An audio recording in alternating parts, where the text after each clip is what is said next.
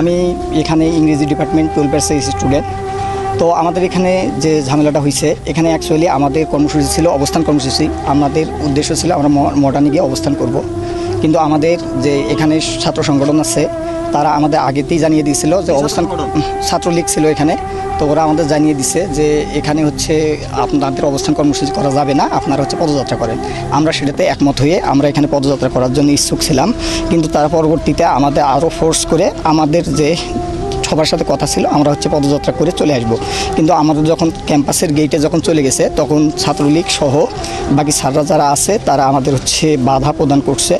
স্যাররা অ্যাকচুয়ালি যখন সামনে আছে তখন পিছন থেকে এবং তাদের যারা তৃতীয় পক্ষ ছিল তারা স্যারের ওপর আক্রমণ করে সেই দায় আমাদের সাধারণ শিক্ষার্থীদের উপর চাপানোর চেষ্টা করছে। এই রকম যে আন্দোলন থাকে সেই আন্দোলনগুলোতে বরাবরই ছাত্র তৃতীয় পক্ষ ঢুকে এবং সাধারণ শিক্ষার্থীদের উপর দায় চাপানোর চেষ্টা করে।